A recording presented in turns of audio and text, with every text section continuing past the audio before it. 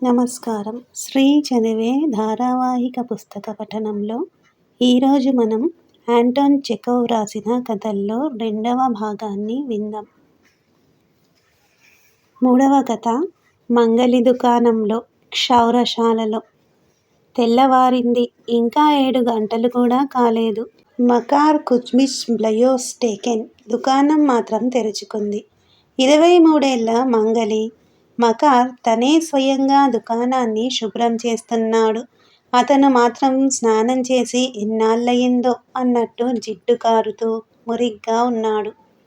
కానీ అతను ధరించిన బట్టలు మాత్రం మాంచి షోకైనవే సుమండి. నిజానికి అక్కడ శుభ్రం చేయడానికి ఏమీ లేదు. అయినా సరే చెమటలు కక్కుతూ అతను తెగ యాతన పడిపోతున్నాడు. ఒకచోట గుడ్డముక్కతో రుద్దుతున్నాడు. ఇంకో చోట వేళ్లతో గోకుతున్నాడు. లేదా ఏదో పురుగుని పట్టుకుని గోడకేసి నలుపుతున్నాడు. మంగలి దుకాణం బొత్తిగా చిన్నది. ఇరుగ్గా మురిగ్గా ఉంది. చెక్క గోడల మీద అతికించిన కాగితం వెలిసిపోయింది. ఇరుకైన మురికి కిటికీలు రెండింటి మధ్యన బలహీనంగా ఊగిపోతున్న పలుచని తలుపు. దానిపైన తడికి నాచుపట్టి ఊగిపోతున్న గంట ఉన్నాయి. ఆ గంట ఎవరి ప్రమేయం లేకుండానే నీరసంగా మ్రోగుతుంది. ఇక ఒక గోడకు వేలాడదీసి ఉన్న అద్దంలో మొహం చూడడం భయం. అది నిర్దాక్షిణ్యంగా తమ మొహాన్ని అష్టవంకరలతో చూపిస్తుంది. గడ్డం గీయడం, జుట్టు కత్తిరించడం అంతా ఈ అద్దం ముందే. మకార్ కుజ్మిచ్ లాగే జిడ్డోడుతూ మురిగ్గా ఉన్న బల్లమీదే దువ్వెనలు, కత్తెరలు, కత్తులు, కాస్త గడ్డానికి రాసే మైనం, కాస్త పౌడర్, బాగా నీళ్లు కలిపిన కాస్త ఉడుకులం అన్నీ ఉన్నాయి. నిజానికి ఆ దుకాణంలో ఉన్న సామాగ్రి అంతా కలిపిన 15 కోపెక్కులు కూడా చెయ్యదు. పని చెయ్యని గంట నీరసంగా మొర్రోమంది. వెనువెంటనే దళసరి గొర్రెతోలు, ఎత్తైన ఫెల్డ్ బూట్లు ధరించిన ఒక నడివయస్కుడు తలుపు తోసుకుని లోపలికి వచ్చాడు. ఆడవాళ్లు ధరించే శాలువాను తలమీంచి భుజాల మీదుగా కప్పుకుని ఉన్నాడతను. ఆ వచ్చినతను ఎరాస్తు ఇవానిచ్ యగడోవ్. అతనంటే మకార్ కుజ్మిచ్ కి చాలా గౌరవం. అతను గతంలో కొన్నాళ్లు చర్చికి కాపలాదారుగా ఉండేవాడు.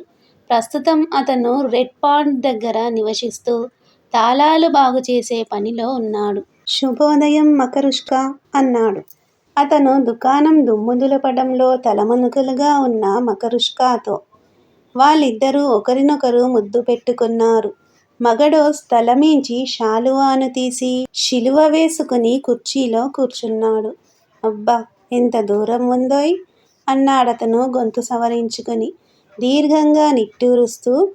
రెడ్ పాండ్ నుంచి కలుగా గేట్ వరకు ఇంత దూరం ఉందేమిటోయ్? నేనేమీ హాస్యమాడటం లేదు, నిజంగానే. మీరెలా ఉన్నారు? ఒంట్లో బాగుందా? ఏం బావులేదురా అబ్బాయి, ఈ మధ్యన జ్వరం కాసింది. అయ్యో, చెప్పనేలేదే, జ్వరం వచ్చిందా? నెల్లాళ్లపాటు మంచంలోనే ఉన్నాను. చనిపోతే బాగుండనిపించింది. ఒంటికి మలాం పట్టీ వేశారు. ఇప్పుడు జుట్టంతా ఊడిపోతోంది. పూర్తిగా బుర్ర గొరిగి గుండు చేయించుకుంటే మళ్ళీ జుట్టు మొలుస్తుందని డాక్టరు చెప్పాడు. అలా అయితే జుట్టు బలంగా మొలుస్తుందట. అంచేత మకార్ దగ్గరకు పోదాం అని నేననుకున్నాను. బయటవాళ్లకంటే బంధువైతే మెరుగు కదా. పని శుభ్రంగా చేస్తాడు. ఒక్క కానీ కూడా తీసుకోడు. దూరమే అనుకో, అయితే మాత్రమేం, చిన్నపాటి నడక కూడా అవుతుంది గదా. అయ్యో, సంతోషంగా చేస్తాను. ఇలా కూర్చోండి.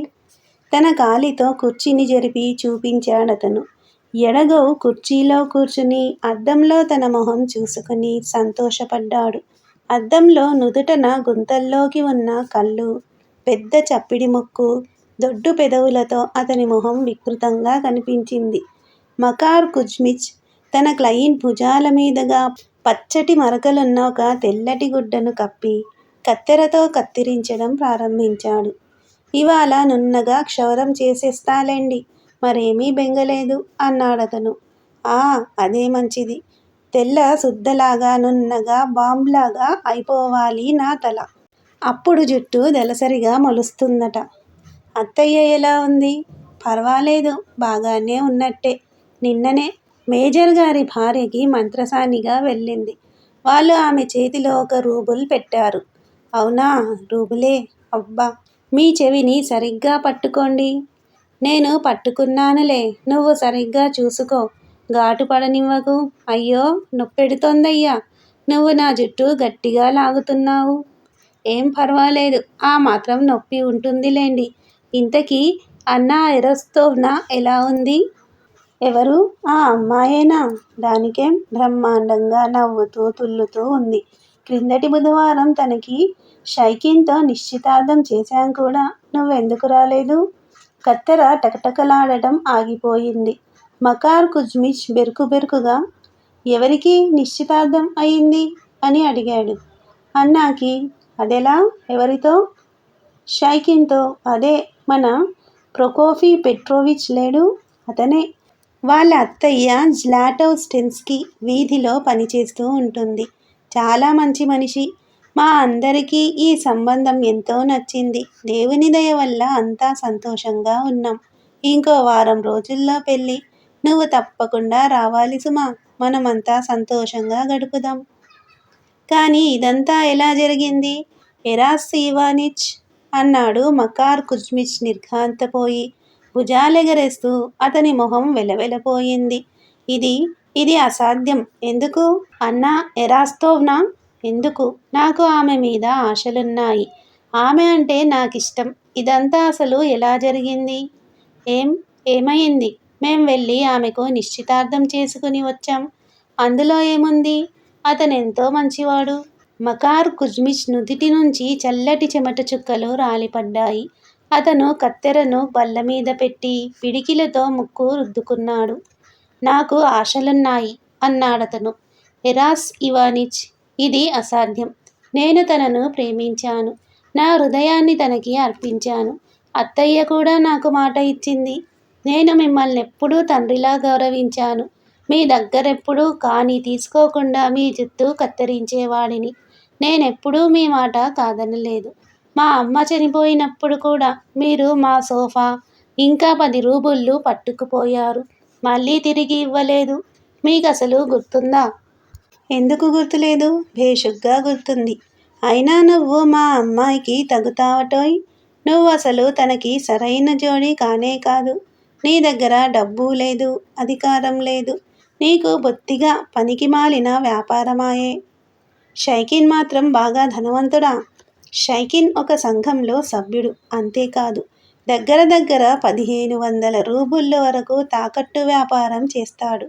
అంచేత, ఒరే అబ్బాయి, ఇంక దాని గురించి మాట్లాడి ఏమీ ప్రయోజనం లేదు. ఈ కథ ముగిసిపోయింది. ఇక దాన్ని మార్చే ప్రసక్తి లేదు. మకరుష్కా, నువ్వు ఇంకో అమ్మాయిని వెతుక్కోవాలోయ్. ఈ ప్రపంచం ఏమీ చిన్నది కాదు. మరేం పర్వాలేదు. దా. ఎందుకు ఆగిపోయావు? జుట్టు కత్తిరించు. దా మరి. మకార్ కుజ్మిచ్ కాసేపు నిశ్శబ్దంగా, చలనం లేకుండా నిలబడిపోయాడు. తర్వాత తన జేబులోంచి రుమాలు తీసుకుని నోటికి అడ్డం పెట్టుకుని ఏడవసాగాడు. దా, ఏమిటది? ఏం చేస్తున్నావు? అంటూ ఎరాస్ ఇవానిచ్ అతన్ని ఊరడించే ప్రయత్నం చేశాడు. బావుంది, ఇంక ఊరుకో. చీచీ, ఆడాళ్ళలాగా ఆ ఏడుపేమిటి? ముందు నా క్షవరం పూర్తి చేసి ఆ తర్వాత తీరిగ్గా ఏడుద్దువుగాని. లే, కత్తెర తీసుకో. మకార్ కుజ్మిచ్ కత్తెర చేతుల్లోకి తీసుకుని కొంతసేపు దానివైపు ముభావంగా చూసి మళ్ళీ దానిని బల్లమీద పెట్టేశాడు. అతని చేతులు వణుకుతున్నాయి. నా వల్ల కాదు అన్నాడతను. ఇప్పుడు నేను చెయ్యలేను. నాకంత శక్తి లేదు. నేనొక నిర్భాగ్యుణ్ణి. ఆమె కూడా ఒక నిర్భాగ్యురాలు. మేమిద్దరం ప్రేమించుకున్నాం. ఒకరికొకరు మాట కూడా ఇచ్చుకున్నాం. కానీ ఏమాత్రం దయా దాక్షిణ్యం లేని క్రూరులు మమ్మల్ని విడదీశారు. ఎరాస్ ఇవానిచ్, ఇక్కడ నుంచి వెంటనే దయచేయండి. నాకు మీ నీడ చూడడం కూడా ఇష్టం లేదు. సరే మకరుష్కా, నేను రేపు మళ్ళీ వస్తాను. రేపు పూర్తి చేద్దువుగాని, సరేనా? సరే, నువ్వు కొంచెం శాంతించు. నేను రేపు తెల్లారే వస్తాను మరి. ఎరాస్ ఇవానిచ్కి ఒకవైపు నున్నగా గుండు గీక పడింది. అతను చూడడానికి శిక్షపడ్డ నేరస్తుడిలా ఉన్నాడు. అలా అరగుండుతో ఉండడం చాలా అసహ్యంగా ఉంది. కానీ చేసేదేమీ లేదు. అతను తన తలమీంచి శాలువా కప్పుకుని మంగలి దుకాణం నుంచి బయటకు నడిచాడు. ఒంటరిగా మిగిలిపోయిన మకార్ కుజ్మిచ్ తీరిగ్గా కూర్చుని తనివితీరా ఏడ్చాడు. మర్నాడు పొద్దున్నే ఎరాస్ట్ ఇవానిష్ మళ్ళీ వచ్చాడు. మీకేం కావాలి? అడిగాడు మకార్ కుజ్మిచ్ ముభావంగా. సగం జుత్తు ఇంకా మిగిలే ఉంది. మకరుష్కా, దాన్ని కూడా కత్తిరించేయ్.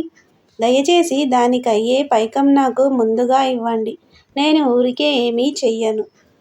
మారు మాట్లాడకుండా ఎరాస్ట్ ఇవానిచ్ బయటకు నడిచాడు. ఇవాల్టికి కూడా అతని జుట్టు ఒకవైపు పొడుగ్గా, ఒకవైపు పొట్టిగా ఉంటుంది.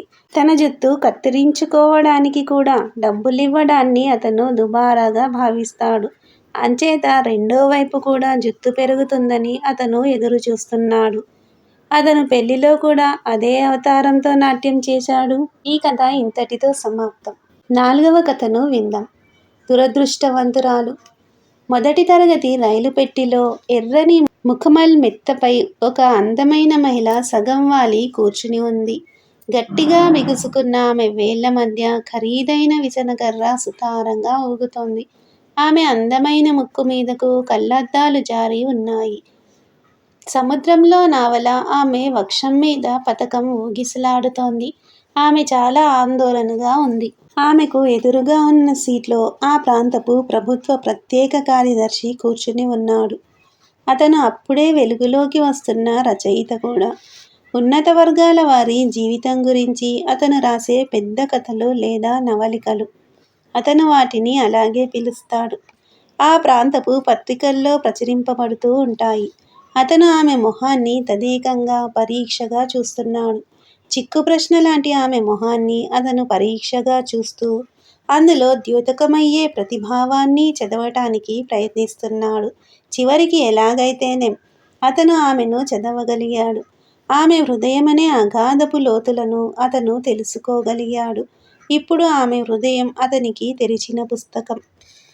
ఓ, నీ మనసు లోపల పొరల్లో ఏముందో నాకు అర్థమయింది అన్నాడతను ఆమె చేతిని మణికట్టు వద్ద ముద్దాడుతూ. నీ సున్నితమైన మనస్సు స్వేచ్ఛ కోరుకుంటోంది. ఈ ఇరుకు పంజరం నుంచి తప్పించుకుని ఎగిరిపోవాలనుకుంటోంది. నీ పోరాటం చాలా భయంకరమైనది, తీవ్రమైనది. అయినా సరే గుండె నిబ్బరం కోల్పోకు. చివరకు నువ్వే గెలుస్తావు. నిజంగా చెప్తున్నాను. వోల్దెమార్, నా గురించి రాయవు? అంది ఆ అందమైన మహిళ విచారంగా నవ్వుతూ. నా జీవితం ఎంతో వైవిధ్యభరితమైనది, చిత్ర విచిత్రమైన మలుపులతో నిండినది. అన్నిటికీ మించి నేను దుఃఖితురాలిని, దీనురాలిని.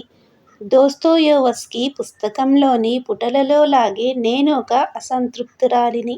నువ్వొక మనస్తత్వ శాస్త్రజ్ఞుడివి.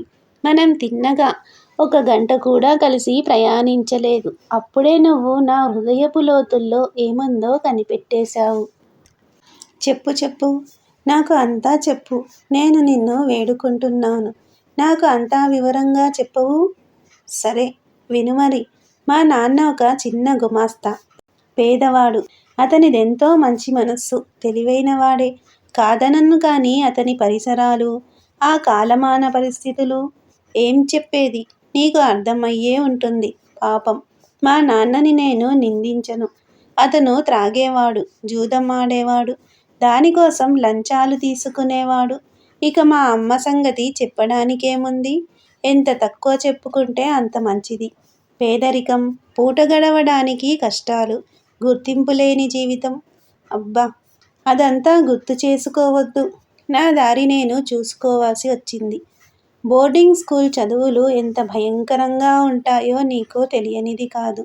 పనికిమాలిన నవలా పఠనం, యవ్వనారంభంలో చేసే తప్పులు, తొలి ప్రేమ పిరికి పలకరింపులు.